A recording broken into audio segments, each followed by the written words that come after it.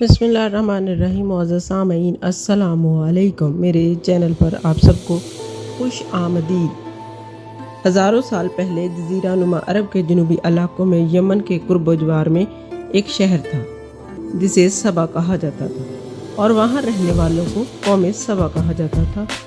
ہر طرف پھلوں سے لذیذ فصلیں اور درخت جھوم رہے تھے، لیکن یہ قوم شرک اور سورج کی پرستش میں مبتلا تھی۔ بادشاہ شرجین بن مالک کی وفات کے بعد اس کی بیٹی بلقیس نے سبا کا تخت سنبھالا۔ بعض مورخین نے لکھا ہے کہ بلقیس کے والدین میں سے کوئی ایک جنات میں سے تھے، لیکن اس نظریے کا کوئی واضح ثبوت نہیں ہے۔ ملکہ بلقیس ایک قابل خاتون تھی جنہوں نے 9 سال تک یمن پر بہت خوبصورتی سے حکومت کی۔ دنیا کے بڑے حصوں میں جو تجارت ہوتی تھی وہ اہل سبا کے ہاتھ میں تھی۔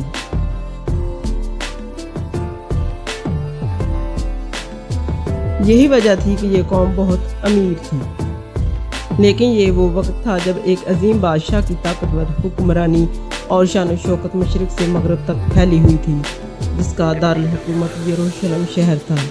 اسے ہوا، جنوں، پرندوں اور جانوروں پر حکومت دی گئی۔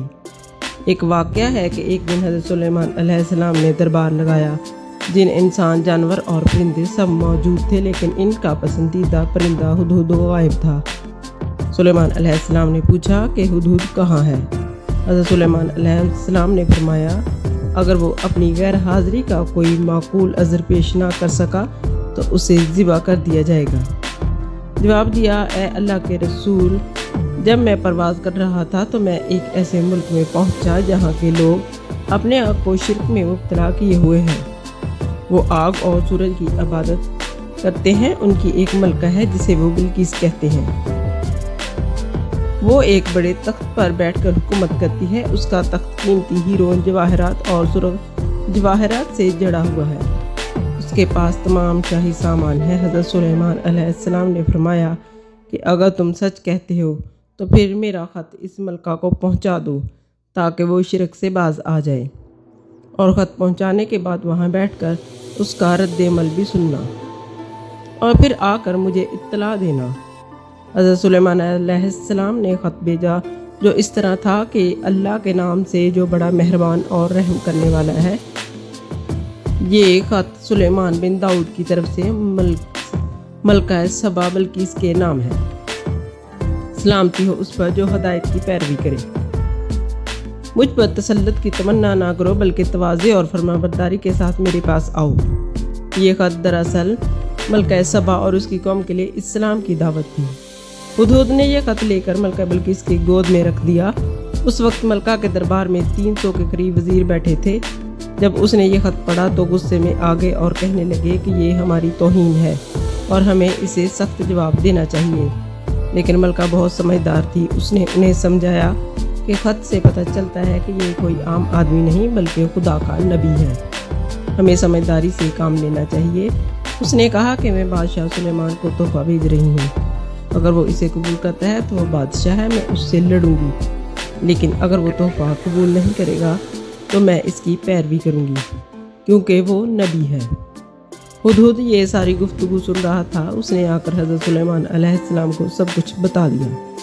سلیمان علیہ السلام نے جنوں کو حکم دیا کہ شہر کے داخلی دروازے پر سونے اور چاندی کی اینٹوں کا فرش بچھا دیں۔ سڑک کے دونوں طرف سونے کی عجیب و غریب مخلوق کھڑی کی جائے، اور تمام وزراء اور بادشاہی سرداروں کی کرسیاں سونے کی ہوں، اور دربار کو ہیروں اور جواہرات سے سجا دیا جائے۔ دوسری طرف ملکہ بلقیس نے سلیمان علیہ السلام کو تحفہ بھیجا۔ تحفے میں سونے کی اینٹیں، زیورات، غلام، لونڈیاں اور ملکہ کا خط۔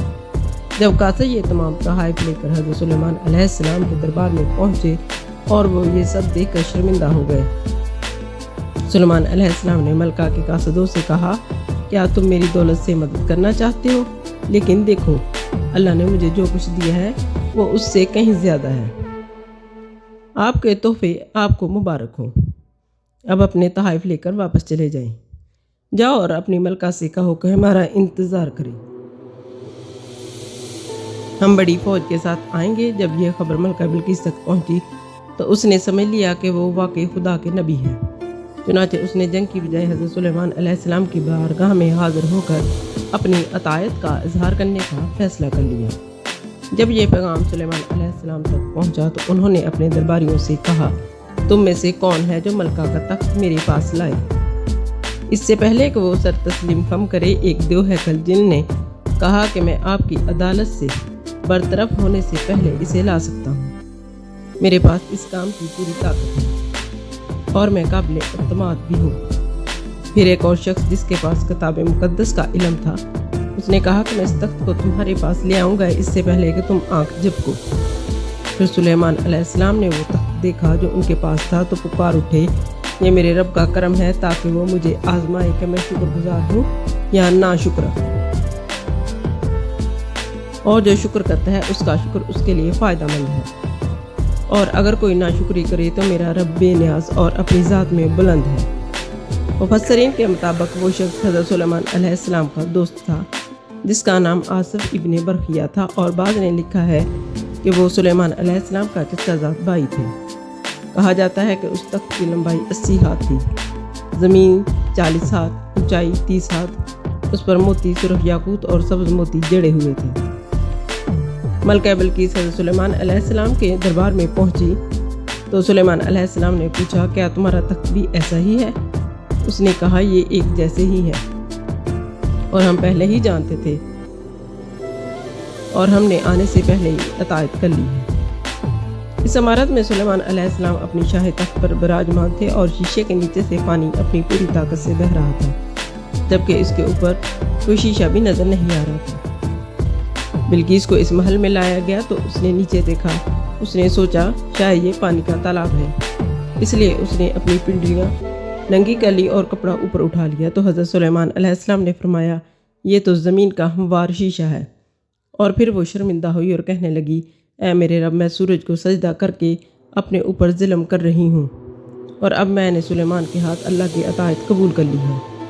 चुनांचे बिल्कीस पर ज़ाहिर हुआ कि जिस तरह इसने शीशे के सहन को पानी की लहरों वाला गहरा तालाब समझा, इसी तरह उन्होंने सूरज की चमक और चमक को देखकर उसे खालिक़े खुदा समझा, खुदा और खालिक़े खुदा समझा। वो अपने गुनाह पर सख्त शर्मिंदा थी। बाद में मलका सबा मुसलमान हो गई और हज़रत सुलेमान अलैहिस्सलाम से शादी की, जबकि बाद ने लिखा है कि उसने मलका को वापस यमन भेज दिया और यहाँ सुलेमान अलैहिस्सलाम ने उनके लिए 3 बड़े महल्लात भी बनवाए।